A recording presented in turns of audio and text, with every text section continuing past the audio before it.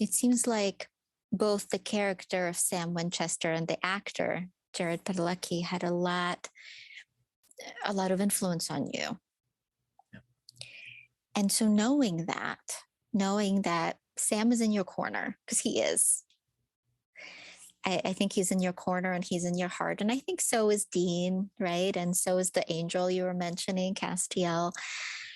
Knowing that they're in your corner, if we're looking at some of the setbacks that you were talking about, like you mentioned, for example, difficulty communicating in relationships. Do Sam and Dean ever struggle with communicating with one another?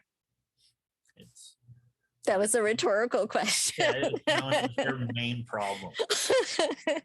Seasons would only be like 3 episodes if they didn't have that. Yeah.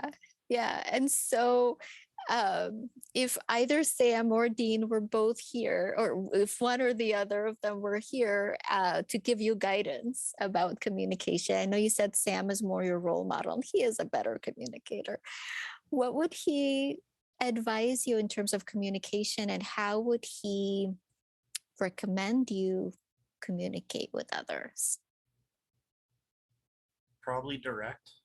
I think he'd say, like, you just need to sit down and have that talk. Yeah.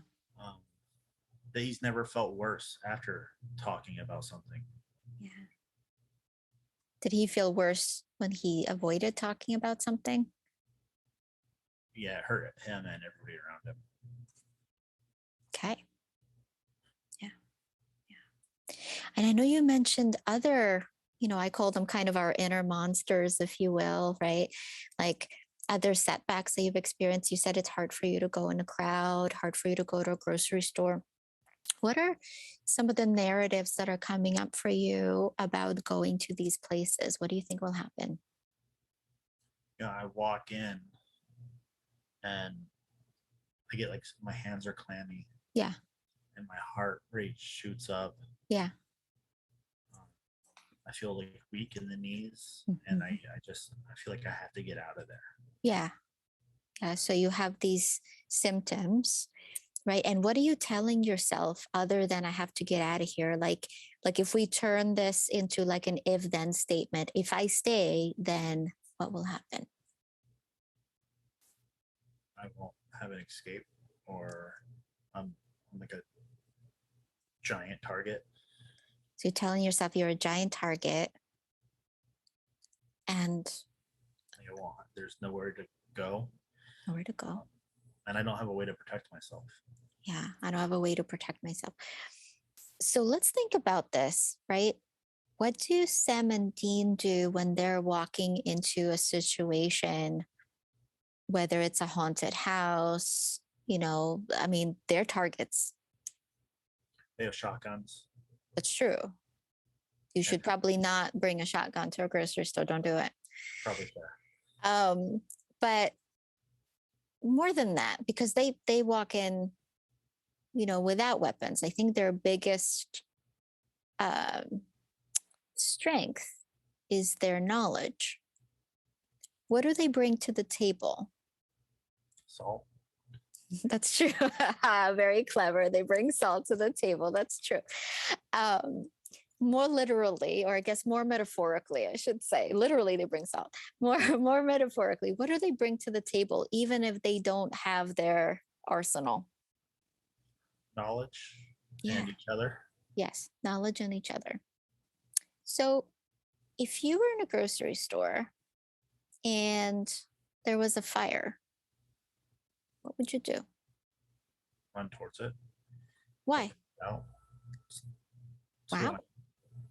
So wait a minute. If there was a fire, you wouldn't run away from it. You'd run toward it because that's who you are.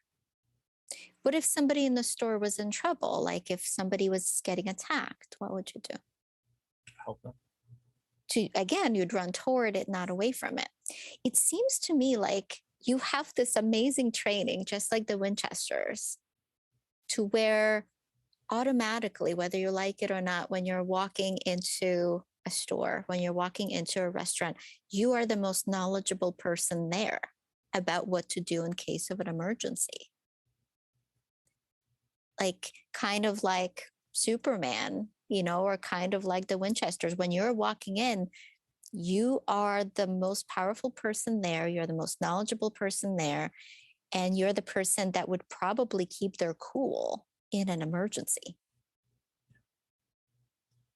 And there's an episode of Supernatural actually that Bobby, like the surrogate dad, Yeah.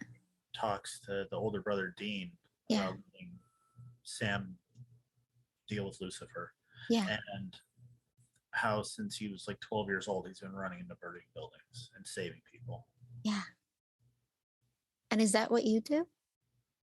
That's what I would do. It's what you would do. We both know that. That's what you would do. So it's interesting that your anxiety about being a target, about something bad happening, if it was to happen in real life, that's where you would thrive. It's where things calm down and slow down. Uh-huh. It's when things are peaceful that your arms are clammy, your heart is pounding. And I think there's an assumption there about what these this is adrenaline, right? About what these adrenaline reactions mean. What are you telling yourself that they mean? Like when they spike? Uh-huh. Yeah, like when your knees are shaky and your arms are clammy, what are you telling yourself? That there is danger. Yeah, you're telling yourself, I'm not coping well. That's the narrative, right? I'm not coping well. There's danger. If I'm feeling this way, it means there's danger. And what if that's not what's happening? What do you mean? So, have you seen Iron Man? Yes. What happens to Tony when he puts on a suit? He's not indestructible, but indestructible. He has protection. He can fly. He has photon glass and all kinds of stuff. Yeah. Yeah. His suit activates, right? And is ready to fight. And it also tells him if he's like running low on ammo, right? Like if he needs a break. Your body is kind of like a smart suit, right? Your body is kind of like Iron Man's smart suit, like Jarvis, right? That was the name of the first one anyway. And so I think in a lot of ways, that adrenaline that you're feeling, that's your armor coming on board. Because what happens when you have adrenaline?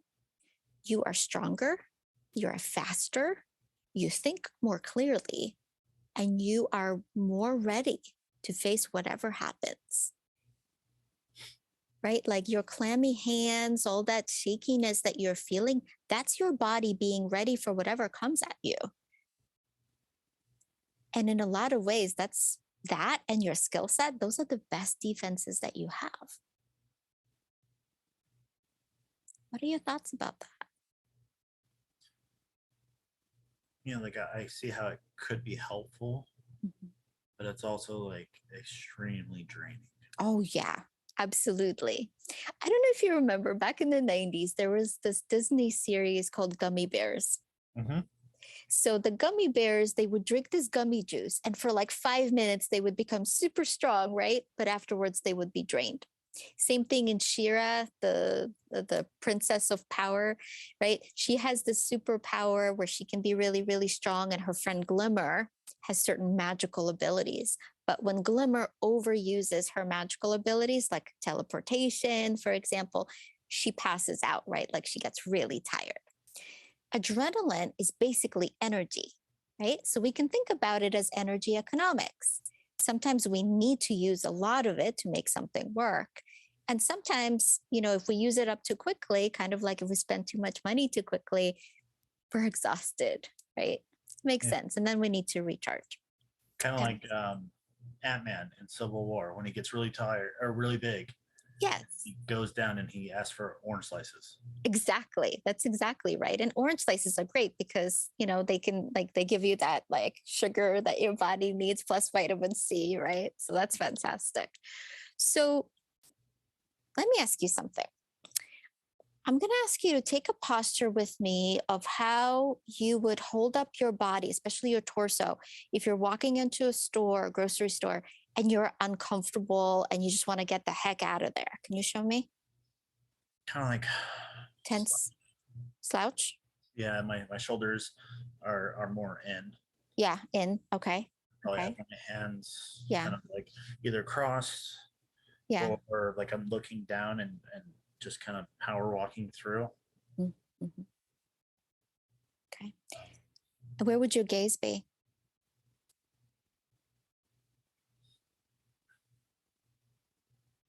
Sometimes it'd be looking on the ground, and then other times, depending on like where I was in the store, I'd kind of be turning all around Yeah. So sometimes like hypervigilant scanning, on a swivel. sometimes swivel, or Head, sometimes down. yeah, head on a swivel, and then like every time I walk in like a new area, check it all out, kind of know Yeah. where I'm at, and then Yeah. just kind of probably down. Okay. Now this is gonna sound really silly, but I'm gonna ask you to pantomime. I know we're sitting down. I'm gonna ask you to pantomime as if you're walking to the store, as if you're feeling overwhelmed, anxious, you just want to get the heck out of there. Can you show me like, with the turning around and the swivel? Okay. Thank you. Okay, that's good. So now let's roll our shoulders back. We're gonna take a breath. So I want to try a new skill. Let's imagine for a second that we could embody somebody that you look up to. So we could embody Dean, for example, or Batman or Iron Man. Who would you want to embody in this moment?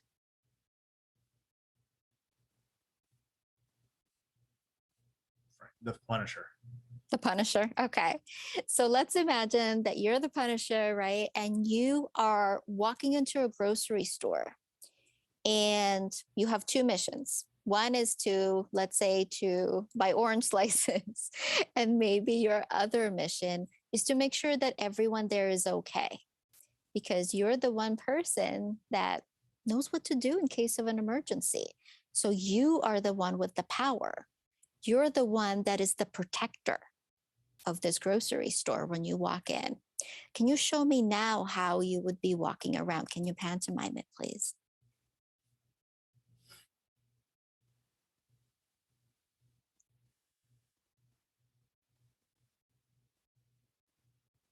Okay. Yeah, how does that feel?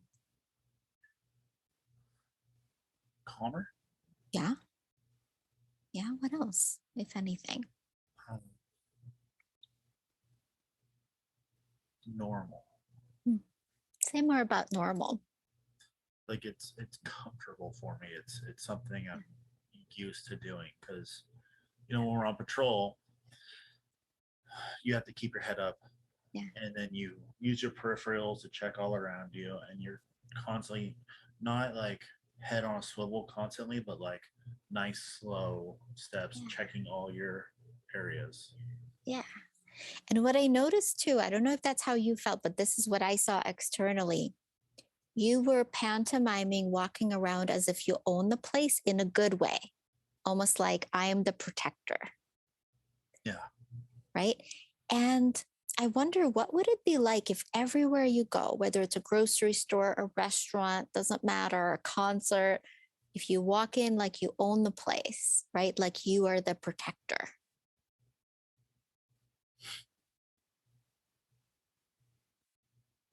Probably reduce my heart rate. Mm. Probably be able to be there longer and walk around and not just like mission oriented, like grab the orange slices, get out of there as quick as possible. Yeah. Different mission, right? The mission is not get orange slices, get out of there as soon as possible. The mission is make sure everyone's okay.